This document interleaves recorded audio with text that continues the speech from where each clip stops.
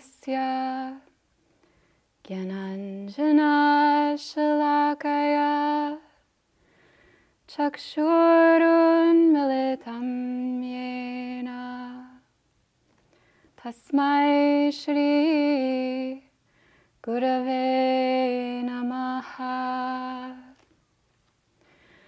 Tapta Kanchana Gaurangi Radhe Vrindavaneshwari Vrishabhanu Sute Devi Pranamami Hari Priye. Om Shanti Shanti Shanti.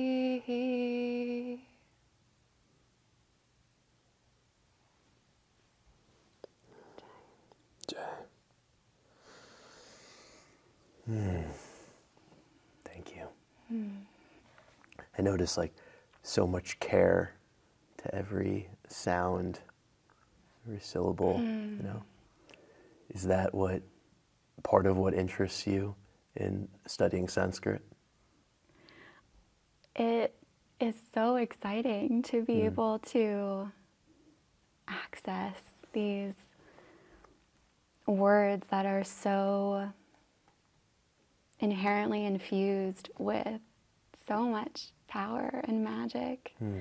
And I'm kind of a nerd for Sanskrit grammar and pronunciation, and I just love knowing how to pronounce them and then going slow with it and just savoring even these little syllables. Just a single syllable in Sanskrit can contain the essence of guru, for example, or the essence of the goddess. I mean, it's so just unfathomable. How can a word or a syllable be that powerful? Contain power? Well, Sanskrit's called the Devavani, which means language of the gods.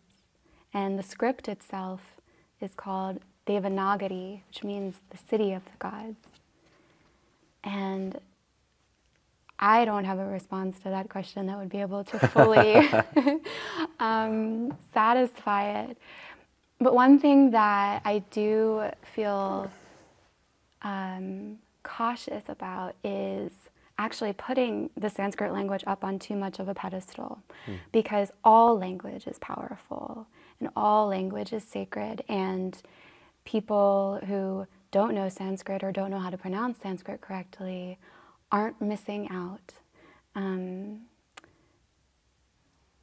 We know that when we infuse whatever language we're speaking with our intentions or with some strong emotion, whether it's fear or longing, that it has an effect on those words. And it's the same in the Sanskrit language, but what I think the difference is that there is an ability for the syllables to absorb more of our intentions, whatever is going on in our heart. It's like the syllables are more fertile. They can take in more of what we want to infuse them with. And then it doesn't even matter if you don't know that you're pronouncing it incorrectly, for example. It's about what's in your heart, and using this mystical language as a tool to not only be able to more effectively express what's in your heart within your sort of inner realm of contemplation and meditation, or in kirtan where you're singing out, you're calling out, but also it's something that is it can be a constant companion. It can become a personal tool that you can use even if you've never studied a lick of it in any formal sense. So how is it like that for you? How do you use it as a tool? Well, I've gone through a sort of, there's been this whole arc of the journey that I've gone through with the Sanskrit language, because when I was first starting out with mantras and with sacred texts written in the Sanskrit language, there was a lot in the way of my being able to make it personal to me. There were expectations that I was importing onto myself in terms of what mantras I should be saying or shouldn't be saying and how often I should be saying them. And there was a lot of sort of using it in a very ritualistic way that involved even just my thinking that I could judge my spiritual advancement and where I am on the spiritual path according to how much I was engaging with mantras, either through japa or saying them before meals, etc. And some of the mantras that I was saying during that time, that, like I was saying a few minutes ago, how the energy that we bring to these words really gets infused into them. Well, that energy of restrictiveness and shouldn't, and rigidity and harshness and self-criticism and fear. If I don't do this, then what will happen to me in an ultimate spiritual sense? All of that got infused, deeply infused into some of the mantras that I was saying at the time. And it's been a long process to allow myself to come into contact with mantras that I wasn't saying, or verses that I wasn't focusing on back then, and to start to feel freedom within my relationship with them, and to claim them as something that does help me feel more connected to myself and is not a tool for shame, not a tool for reminding me that I'm not enough in some way, but that they actually are the exact opposite. They're tools for reminding ourselves of how precious we are just for being, that tat twamasi, that just because you are that, just because I am that, I am so connected and so loved and wanted and precious. And so that's been the sort of transformation that I've gone through, is to come to a place where I can let go of the Sanskrit language in various ways being something that I was using to affirm my lack of preciousness.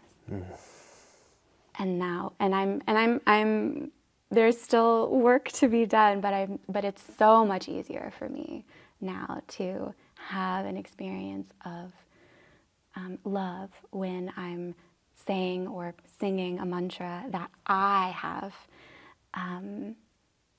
developed a trusting relationship with over time. Just like any relationship with a human being, it takes time to build trust and to build a sense of safety. And it's one thing for people to say that, oh, this mantra is so powerful, and if you chant it a certain number of times every day for however long, then you're going to experience this result, or whatever it might be, whatever prescription, common social, spiritually social prescription might be surrounding a particular mantra, or just the idea of mantras and shlokas in general. Allowing yourself to slowly, at your own pace, develop your own individual specific relationship with what calls to your heart. Yeah, I was going to mention the heart, actually. I'm wondering if that's like a forgetting the need for the heart to be involved. Right? Like, just, okay, here's the prescription, say this number of times, but is the heart involved? Yeah. And do we want the heart to be involved? Because part of the prescription, part of the attraction to the prescription, I think, is that it can give us a sort of in to using these practices as a form of spiritual bypassing. So if we have a formula, if we have a prescription that we are fully depending on in a way that is disconnecting us from our heart, then it might be allowing us to avoid some things that are going on in our heart that are really painful and that would be really challenging to sit with and to learn how to care for. There's so much that comes up, especially when engaging with these mantras. I mean, they unearth so much from the depths of our heart. And those pains and disappointments and feelings of emptiness or loneliness are really challenging to sit with. And so I think that we need to be careful with not over-relying on prescriptions or over-relying on a structured practice in a way that it allows us to maybe continue avoiding discomfort. So have you found that discomfort is really, that the way is to look at it, to investigate what the discomfort is? Is that what you practice? Eventually that happens organically, this sort of analyzing and the unraveling of what is the information behind the fear, for example. Why is it there? What's going on? But what I've learned that I need to do first is actually practice empathy with it, self-empathy. So just validating its existence, that it is here, there is a reason why it's here. I don't need to know what that reason is right now. The fact is that it has arisen, and especially when it's something painful, it means that it wants to be cared for. When it comes up, it wants to be seen and it wants to be cared for without being fixed necessarily and without being changed or remedied, but just to be able to hold it. And in practicing that, we automatically get space from it. So it is the first step in healing, because we're developing a relationship with it from our sort of wise adult self. We're coming at it from one angle while it's over here, and we're trying to provide it with care. And so we're already separate from it in a sense. And so that means that we already do have the ability to not continue to unconsciously be in its grips. But yeah, so I like to make sure that I just let it be in its fullness first before the sort of natural self-inquiry process begins, where I want to dissect it and understand what's behind it. Yeah. I wonder if what you're saying happens naturally when my relationship with myself changes, right? When I really believe that I'm a precious being. Yes. Right? And that I don't have anything to prove. Yeah. You know, there's nothing to fix. Yeah. Like, if that's the foundation, now, yeah, of course. If I really believe that, then whatever is there and coming up is acceptable because it's a part of that. Yes, I have chills. That's exactly it. It's like full self-acceptance. Yeah. Full acceptance of just what is right now. Yeah, I spend a lot of time thinking about what gets in the way of that. You know, both for myself and on a larger level, because on one level it's like obvious that should be the case. Like, oh my gosh, like we're these incredible beings, you know, and animals too, and just like the appropriate response to life to me is like awe and wonder. Like, what is this situation that we're in? Like living on this planet with all this variety. The variety is always what catches me the most. Yeah. Like that every person is unique and every leaf is unique, and like what? How can there be so much variety? But in a way, I think it's the variety, the immensity of it can also catch us in a way when the comparison game is played. It's the comparison game. I think that ultimately is the greatest obstacle in that, the need to compare myself to other human beings. Yeah. Right? Yeah. What I've experienced personally is it's for me, it's been fear. Especially because, well, and I guess it does involve comparison, because I don't see it I mean, in society at large, you know, we're sort of sheltered at Yogaville here, but definitely in society at large, it's not something that's modeled. That I am just so worthy of an abundant life just because I am. You know, all the cues when we were growing up, maybe in our family of origin, the cues are that somehow I have to go out and be a go-getter, and I have to build something for myself, and I have to strive, and I have to constantly improve, make sure that I'm good enough, make sure that I'm progressing. And that's like the antithesis to what we're talking about. And even in the shelter of a spiritual community, I have found that I've had a lot of fear of being judged as being selfish, or that I will one day discover that I'm a very selfish person. And this work of learning to authentically experience our own preciousness and to trust it, to trust that it's safe, to not have other expectations of ourselves, is something that requires so much inner work and focus on what's going on in my mind right now, what's going on in my heart right now. But the cues in spiritual teachings, there's so many warnings about being selfish, and that it's so wrapped up in the ego, and that it's actually something that can prevent us from going in the direction that we would like to go. This fear of being selfish and being self-centered. And I think that there is a misunderstanding around that, huge misunderstanding around that. I heard on a recording with Swami Satchidananda a couple weeks ago, he was talking about how the function of the mind is to think thoughts. And so we may need to make sure that we're thinking thoughts that don't disturb the mind.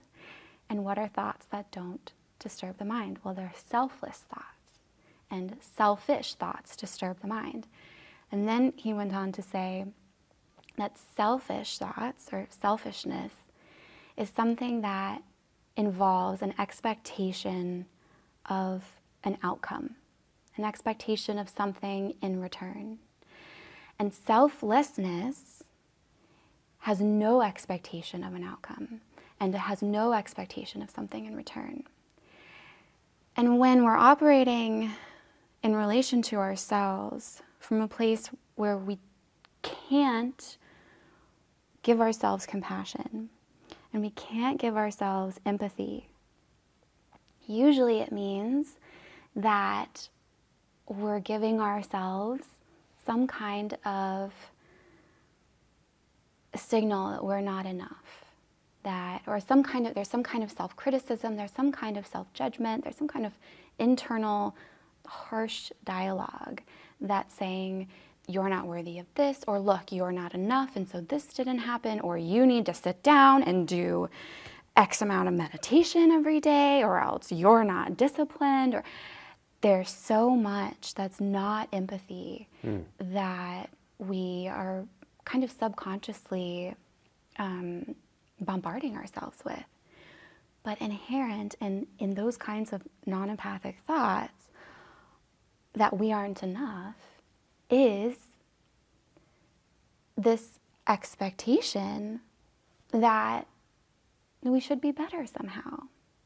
There are all kinds of ways that there actually can be expectations of ourselves, or having an expectation of an outcome of what it is that we are or aren't able to do. When we are able to start to practice self-compassion and self-empathy, all we're doing is validating what is there. And we're not trying to change it, we're not trying to fix it. And so there's actually no expectation of an outcome. We're just in acceptance of what's there. And so practicing self-empathy in this light is selfless. And being unable to be compassionate and to be empathic towards ourselves is, relatively speaking, selfish. Mm-hmm. And I'd like to say too that when we aren't empathetic to what's going on inside, or towards our behaviors, or towards the nature of our relationships, etc., and we are leaning more towards a place of insecurity, of feeling I'm not enough in this way, or I'm not worthy of this, it can turn into a sort of false humility of, I am so lowly, I am so fallen. And sometimes this kind of humility seems like a virtue, is touted as a virtue in in communities, right? Or especially, I am the most fallen, I'm the most lowly. And a great teacher of the Gaudiya Vaishnava tradition once said, "You are not the most anything."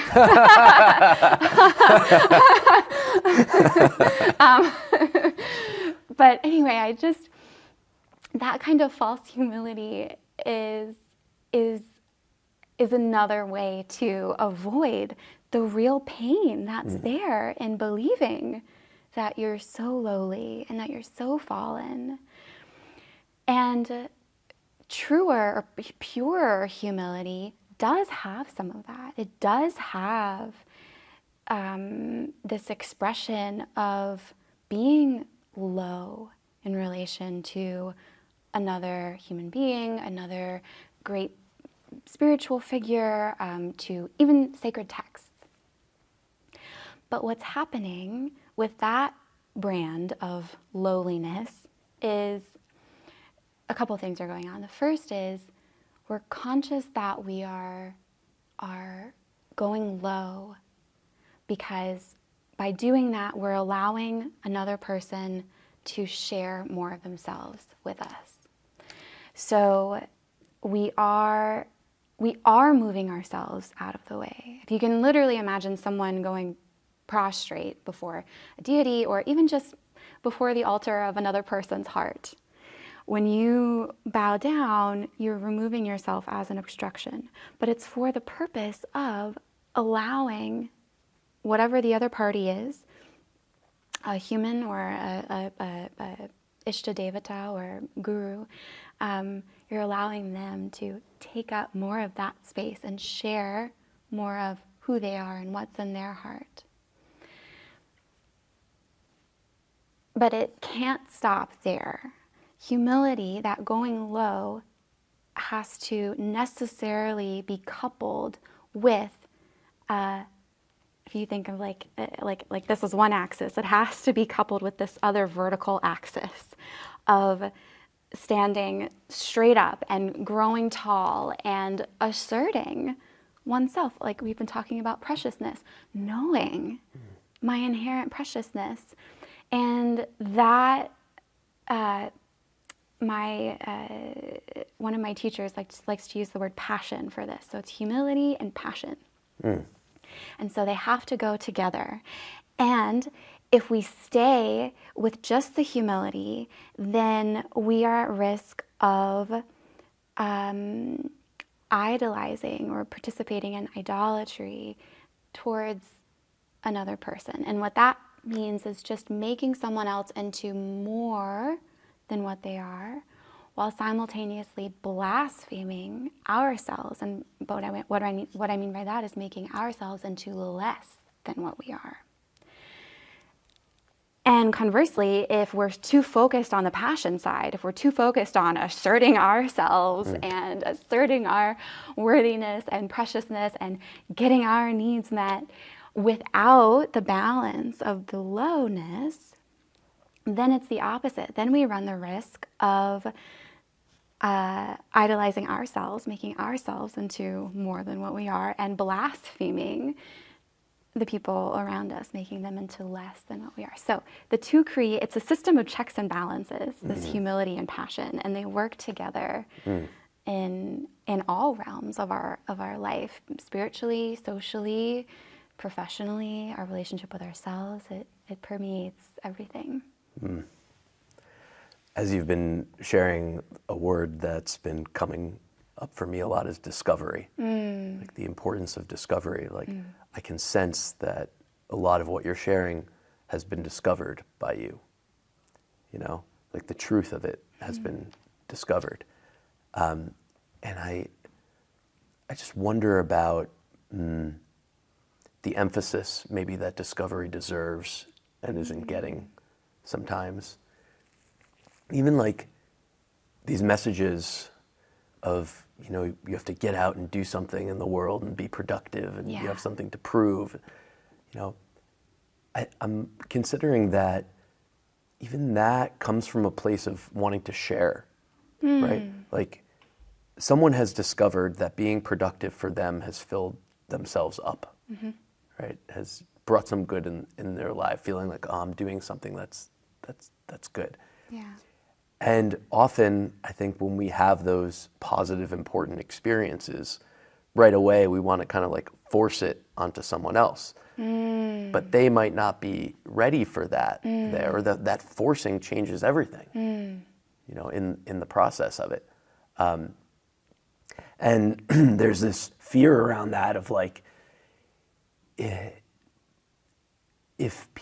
general society didn't feel this pressure, that no one would do anything. I think that's maybe the underlying fear. And like things wouldn't happen, we wouldn't be productive. And I actually think it's the exact opposite. That getting to this neutral place of, I don't need to do anything, there's nothing to prove, right? What comes out of that, that's gonna lead to something very good. That's my belief. Yeah. You know? Yeah. I completely agree. Especially because when we create that space in our lives, I like that you use the word neutral. Then the dynamic, infinite, completely abundant and fantastical kind of powers of the universe. I mean, that's when they can come and do their thing. You know, it's not a stagnant energy where if we become stagnant, then everything around us is going to remain that way. But creating spaciousness around us invites and is the way to tap into infinite possibility, and that comes towards us when we allow it to, by not forcing anything ourselves. Yeah, it's like, I think in deep meditation, coming to that place of emptiness, right? And I've talked to a lot of people about this and asked them, like, how do you really know what you know? Right? For me, I know what I really know when the message comes through in that place. And I know it's even not mine. It's not mine. Like, there's nothing, there's complete contentment at the emptiness, right? And then this message comes in that feels like it's just a gem. And it's like, okay, this is truth. I don't know where it came from. Yeah. You know? Yeah. And so just, I think, allowing for that discovery. It's so hard, I think, because we want to share. we want to share so much Yeah. with others what we find. Yeah. But sharing is really tricky. Yeah. It's very astute. I'm liking where you're going with this. Very tricky. Even with service. Think about that. Like, so many people feel like, like pressure to serve. Like, I'm supposed to serve, or I'm supposed to be selfless, right? Like, there's a lot of pain to that. To me, I don't think that's really ever going to work. The way that works is when someone genuinely discovers the joy of service, and that literally I'm constructed to serve. And when I serve and I pay attention to the way my heart feels when I serve, and then I look for opportunities to do. But I have to come to all that on my own, not because some authority told me you should serve and be careful about you being selfish. Yeah. Yeah. Yeah. Yeah. There's a fine line between sharing truly with the intention to uplift and support and nourish someone else along their path, and sharing in a way that becomes disrespectful of their innate empowerment and their innate resourcefulness to navigate their soul's experience. A quote that I bring up often is the founder of nonviolent communication, Marshall Rosenberg. He says, in order to give advice to somebody, and I would lump advice in with any sort of teaching or counseling or anything that's coming from that place. In order to dole that out, he has to receive a request. It has to be in writing, notarized, and in triplicate. Otherwise, he is not going to give advice. Wow. And I love that. And I think that is the way to go, to truly honor and respect the fullness and the capability and the empowerment of someone else.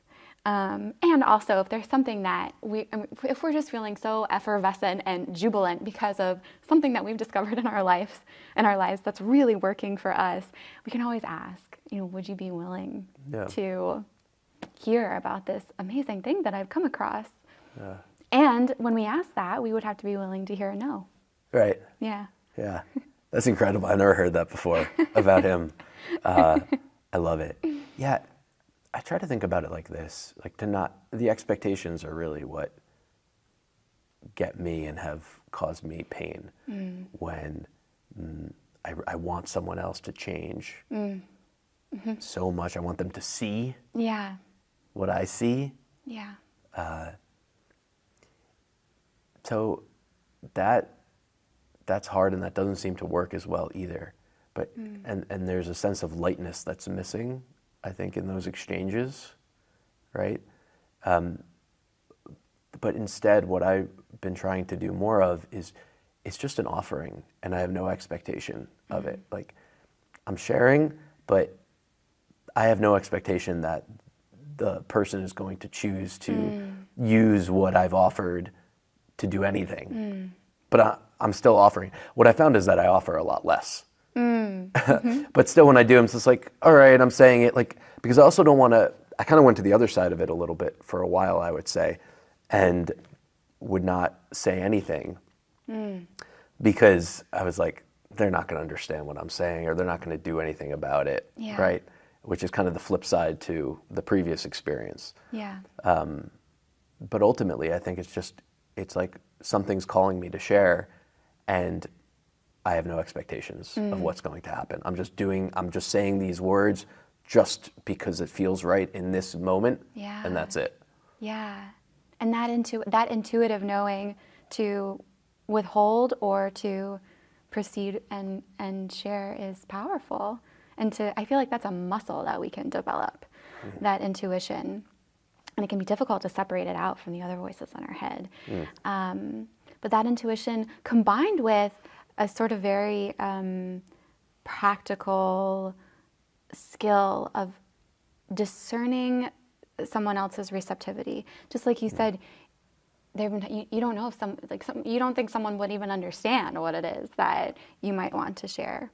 So kind of strengthening that ability just through living life and through trying to be sensitive in our everyday interactions, that ability to discern whether or not someone might be receptive to what it is that you might feel called to share in your heart.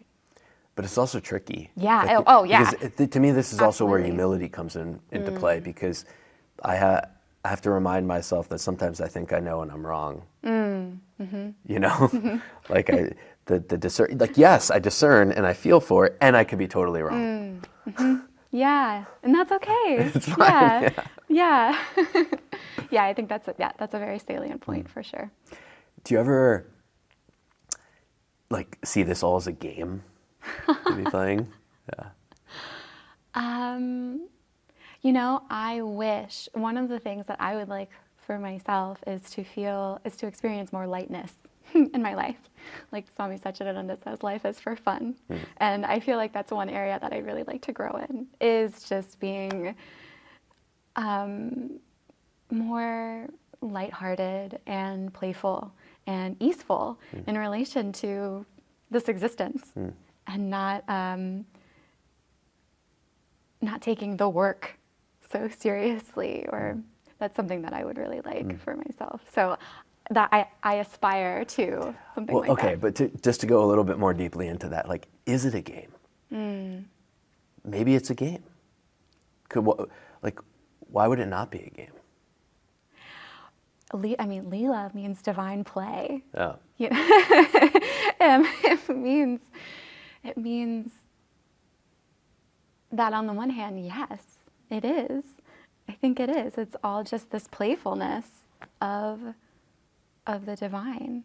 And there are these forces that come in and kind of put us behind this veil to act in ways to ultimately allow the Līlā to unfold. And we may or may not even, we probably don't even know that we're behind the veil unless we think about these kinds of things. Yeah. Yeah.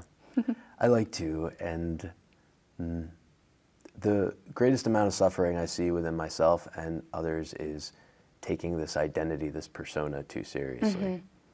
Like that's when I really get caught. How am I being seen? How am I being judged? Yeah. You know, by other people. Who is this person called Avi? You know, like all that is just like now. I feel like a tightening happening when those thoughts even come through. You know. It's like,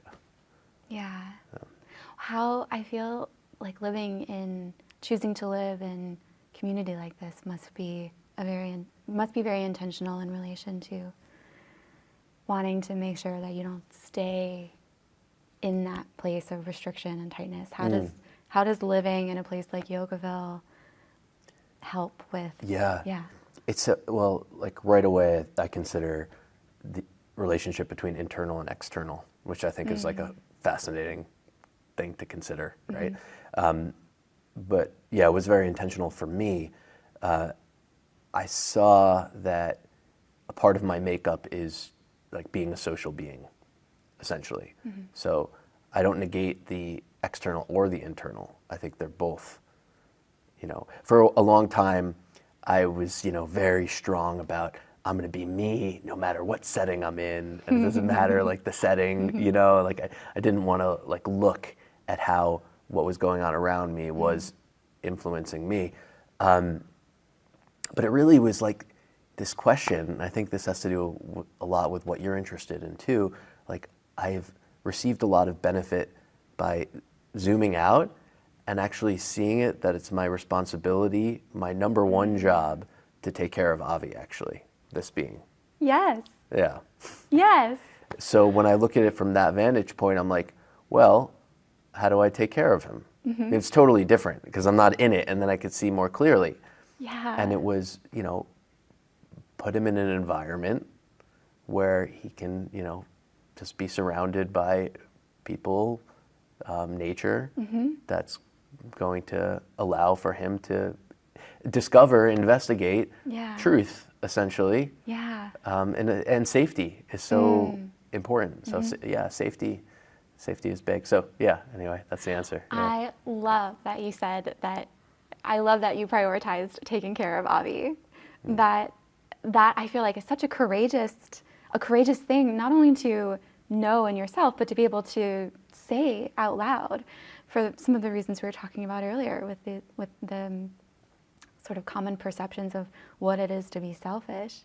And I also love that you said it, because I don't know whether you were planning on asking it or not, but I know I've heard you ask the question, what matters to you, or what matters most to you, very frequently. And so I was trying to prepare to answer that question. Okay, you can answer it. Well, no, but actually I just love the way that this is coming together, because when I was thinking about it, I caught myself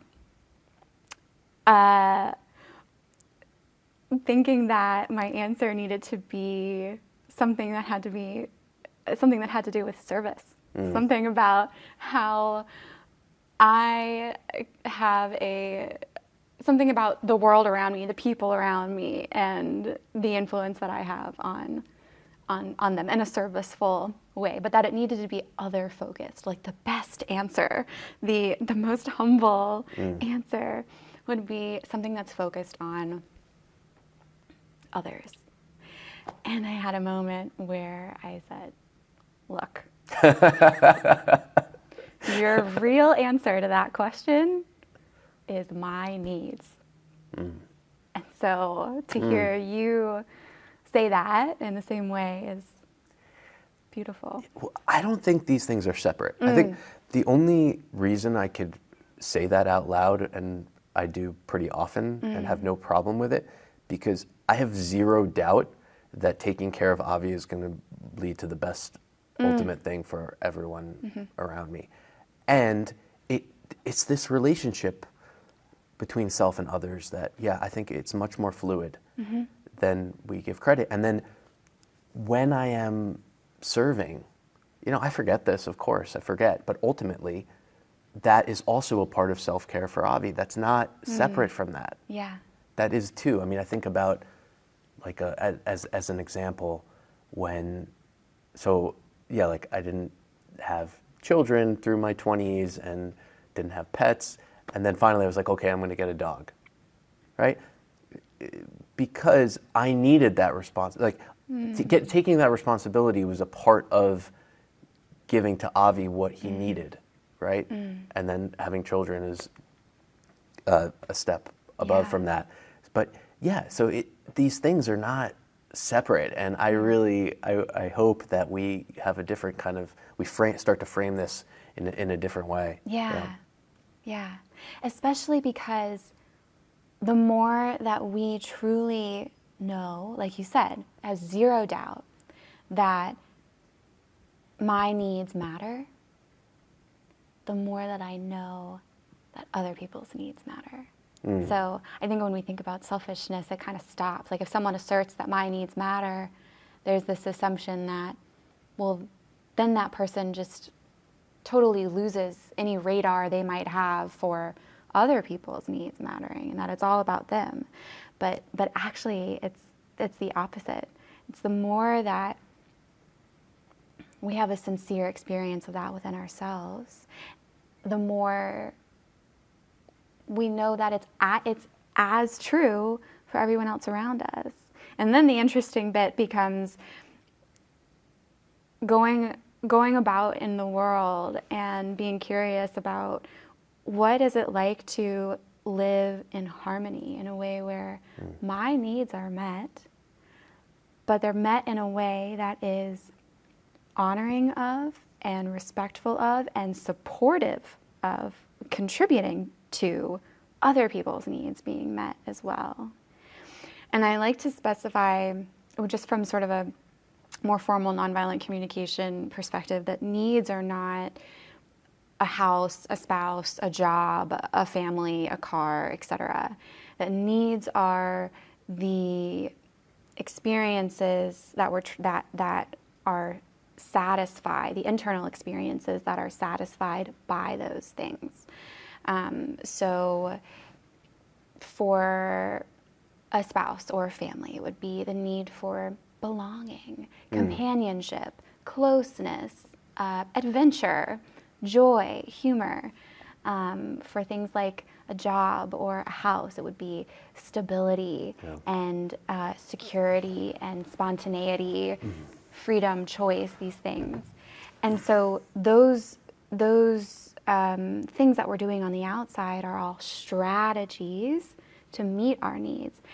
And the needs, our needs are never in conflict with one another, because all of our needs are completely beautiful and completely innocent. I have a mentor in compassionate communication, and that's from her.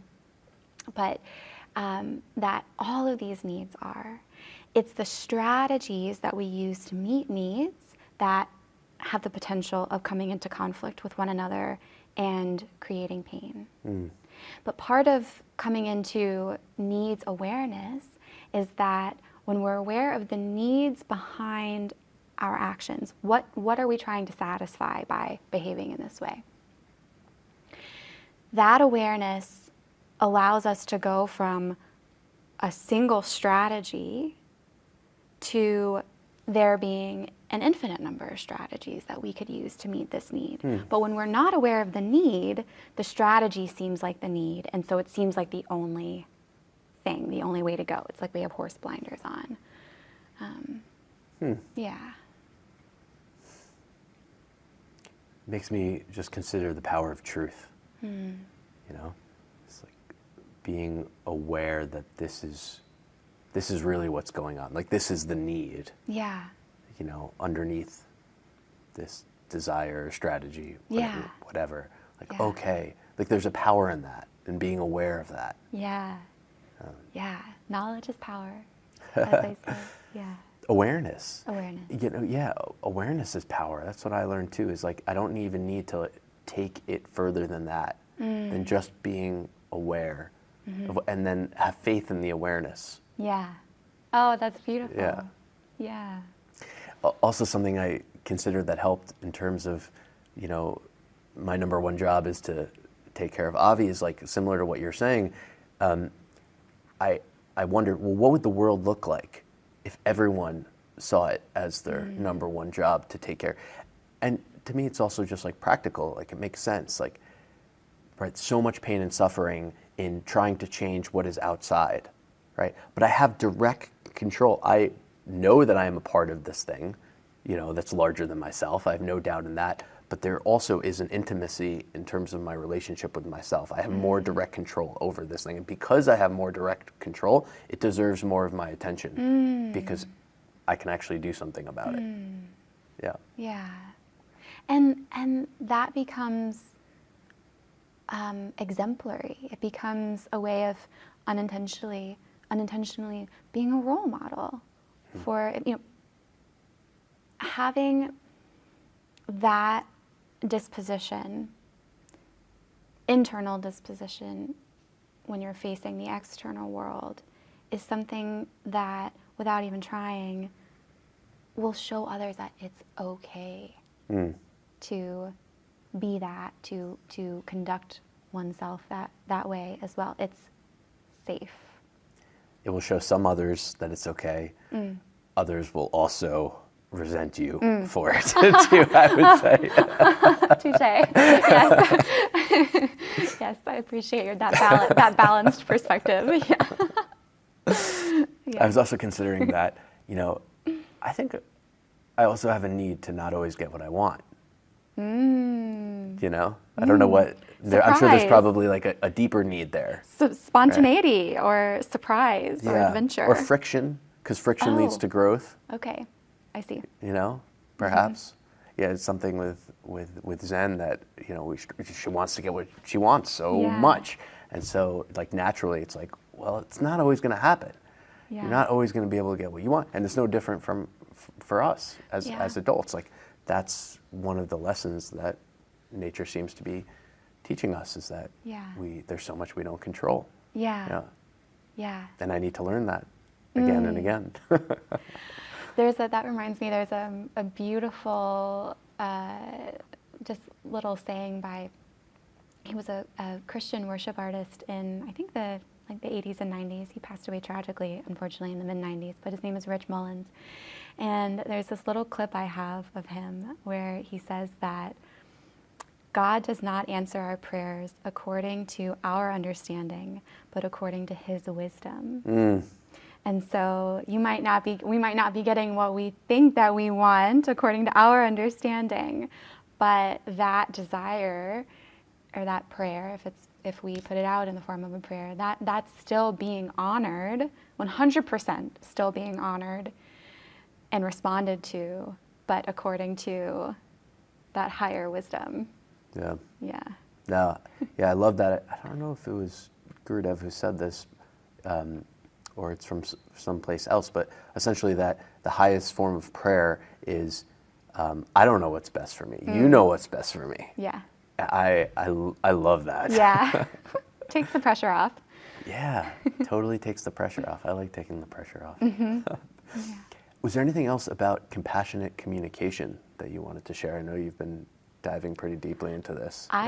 I feel so fulfilled with all the ways that it's just naturally been a part of our conversation. Yeah. What do you hope for yourself in the future?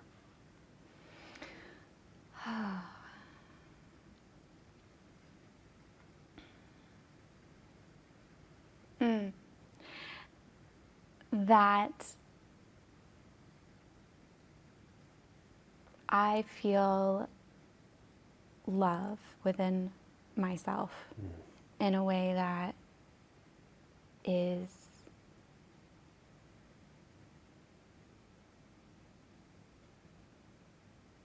expansive and yet complete enough to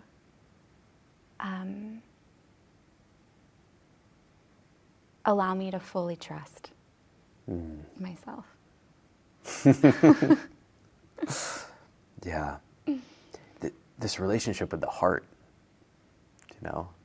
it's interesting. Like, do you find that like you tune in more like physically, like directly, the mind focusing on the heart itself? That there's like a relationship happening there? Yeah. It's interesting you put it that way. There's this little phrase in the Bhagavad Gītā that I use. The Sanskrit, I forget which verse it's in, but the Sanskrit is Mano Hridi Nirudhya. And that means calming the mind or stopping the mind from within the heart. I don't know the technicalities, I think, of what goes on between here and here at this point in my evolution, but I definitely can tell when I am all up here to the neglect of what's going on in here. And I think that my journey with compassion and with empathy has been the bridge between the two. And also recently, I mean, this is just very sort of practical, but tuning more into, especially this time of year in autumn, tuning more into the earth element and using like the earth mudra to try and actually sort of gravitate my my mind and my mental energy farther down in my system and draw it down into the heart. But they're always going to work in tandem. And I think they need to trust one another. Yeah. Beautiful. Thank you so much. Thank you, Avi. Yeah. Yeah, it was a pleasure. Thanks for listening. If you've enjoyed this content and think others might as well, please feel free to share and subscribe.